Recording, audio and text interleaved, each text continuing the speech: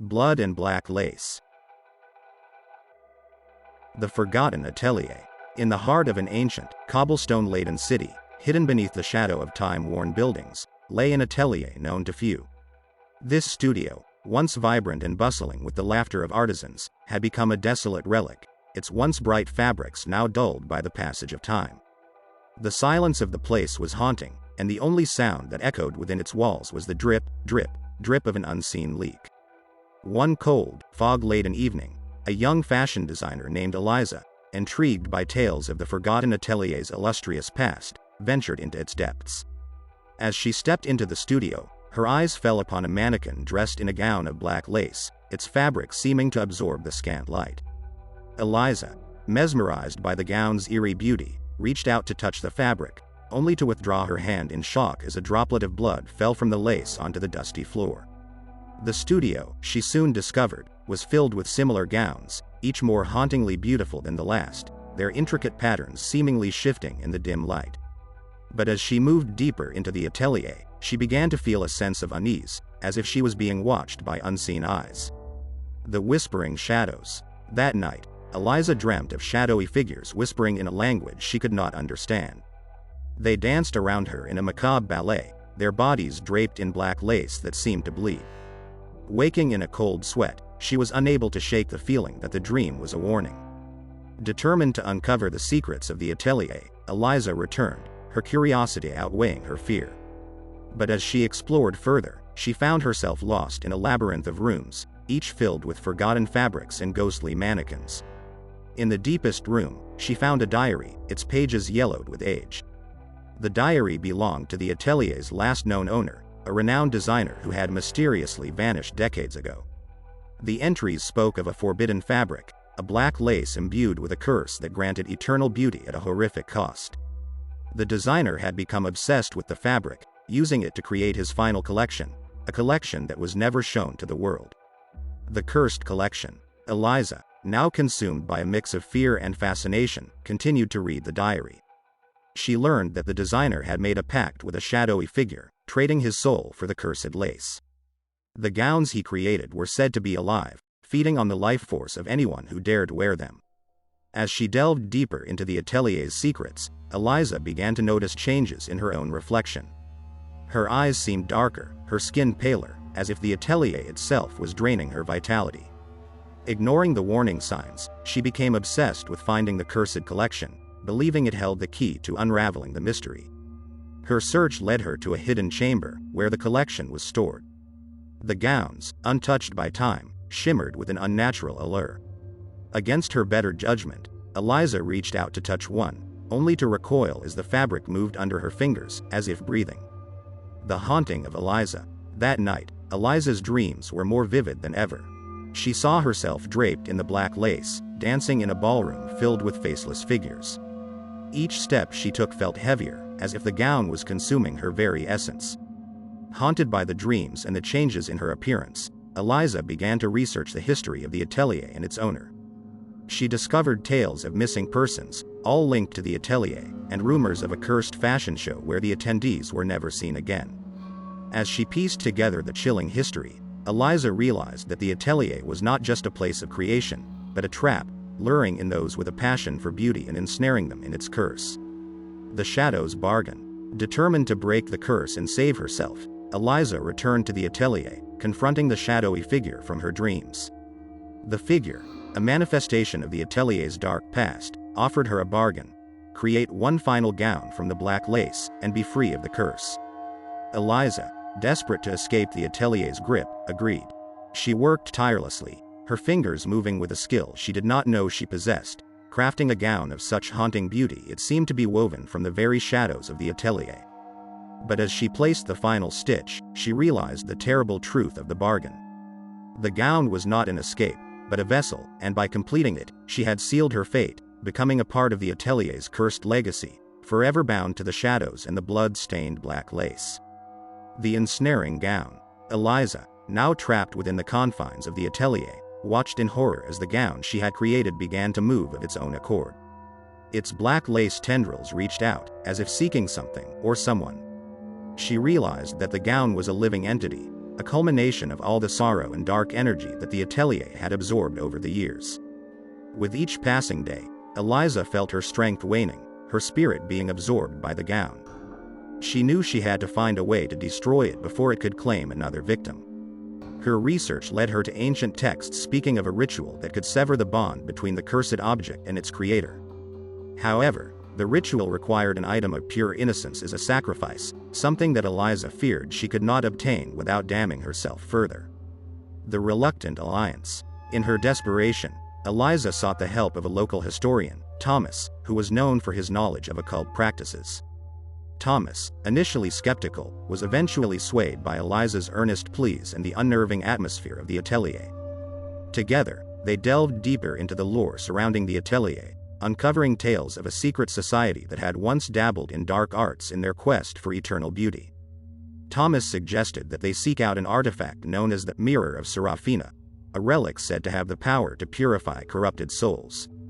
The mirror, however, was last known to be in the possession of a reclusive collector, whose mansion was shrouded in its own tales of horror. The Mansion of Mirrors. Eliza and Thomas ventured to the collector's mansion, a place where every wall was adorned with mirrors of all shapes and sizes. They were greeted by the collector, a gaunt figure whose obsession with beauty had left him a shadow of his former self. The collector, intrigued by their quest, agreed to help them but warned that the mirror could only be used by someone who had not been tainted by the atelier's curse. Realizing that she could not use the mirror herself, Eliza turned to Thomas. After a tense moment of hesitation, he agreed, understanding the gravity of their situation. As Thomas held the mirror before the cursed gown, it began to react violently, its tendrils thrashing as if in agony. The reflection of truth. In the reflection of the Mirror of Serafina, Thomas and Eliza saw the true form of the atelier's curse, a vortex of tormented souls, trapped within the fabric of the gown. They understood that to destroy the gown, they had to release these souls. Chanting the words of the ancient ritual, Thomas focused all his energy on the mirror. The air around them grew heavy, and the gown writhed in torment as one by one, the souls were released, their ethereal forms ascending into the light. But as the last soul departed, the gown let out a piercing scream, a sound so harrowing that it shattered every mirror in the mansion. The price of freedom. In the aftermath of the ritual, the atelier seemed to age centuries in a matter of seconds. The once hauntingly beautiful gowns turned to dust, and the oppressive atmosphere lifted, replaced by a sense of peace. Eliza, now freed from the curse, felt a profound sadness for the souls that had been lost to the atelier's dark legacy. She vowed to turn the atelier into a place of remembrance, a museum dedicated to those who had suffered because of the cursed collection. Thomas, who had played a crucial role in breaking the curse, continued to assist Eliza in her new endeavor. Together, they worked to ensure that the horrors of the atelier were never forgotten, and that beauty would never again come at such a terrible cost. As for the Mirror of Serafina, it was placed at the heart of the museum, a symbol of purity and a reminder of the power of truth and sacrifice in the face of darkness. The atelier, once a place of blood and black lace, had become a beacon of hope, a testament to the resilience of the human spirit against the shadows of the past. The echoes of the past. As the atelier transformed into a museum, visitors from far and wide came to witness the sight of such a dark and captivating history.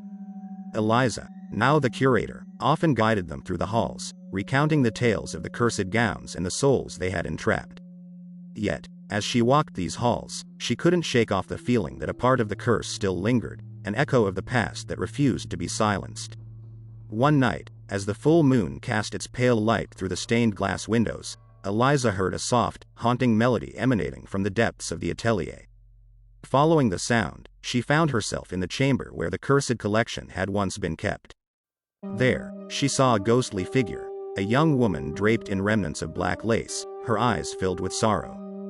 The spirit spoke of unfinished business and pleaded for Eliza's help to find peace. The lost soul. The ghost introduced herself as Isabel, a seamstress who had worked in the atelier during its darkest days. She revealed that her soul was bound to a piece of the cursed lace that had been taken from the atelier, preventing her from moving on. Eliza, moved by Isabel's plight, promised to help her find the missing piece. Their search led them to the underbelly of the city's antique market, a place where relics of the past were traded like commodities. With the help of Thomas and his contacts, they traced the lace to a collector known for his interest in occult artifacts. The collector's obsession.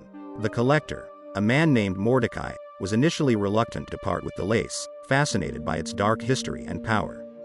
Eliza and Thomas, realizing the gravity of Isabel's situation, implored Mordecai to understand the suffering he was perpetuating. Moved by their passion in Isabel's tragic story, Mordecai reluctantly agreed to relinquish the lace. As Eliza held the piece of cursed lace, she felt a chill run down her spine. It seemed to pulse with a life of its own, a remnant of the dark energy it had once been imbued with. They returned to the atelier, where Isabel awaited them, her ghostly form shimmering in the moonlight. The final release. In the atelier, they performed a ritual to release Isabel's soul, using the mirror of Serafina once again. As Thomas chanted the ancient words, Eliza placed the lace before the mirror. The lace began to disintegrate, its dark energy dissipating into the air. Isabel's spirit, now freed from the shackles of the cursed lace, smiled at Eliza and Thomas, expressing her gratitude before fading into the light. The atelier, now truly free of the curse's last vestige, felt lighter, as if a great burden had been lifted. The legacy lives on. In the years that followed, the Atelier Museum became a place of learning and remembrance, a warning of the dangers of unchecked ambition and the corruption of beauty. Eliza continued to oversee the museum, her experience with the Atelier's dark past giving her a unique perspective on the fragility and strength of the human spirit. Thomas, ever the scholar, published a book on the history of the Atelier and its supernatural occurrences, bringing its story to a wider audience. Together, they ensured that the lessons of the past were not forgotten, teaching future generations the importance of respecting the balance between art and morality. The Atelier, once a place of horror, had become a symbol of redemption and hope. Its legacy, entwined with tales of blood and black lace, served as a reminder that even in the darkest of times, there is always a possibility for change and for good to triumph over evil. And thus, the story of the Atelier lived on, a timeless tale echoing through the ages. For more videos like these, please like, share and subscribe, and please press the bell icon.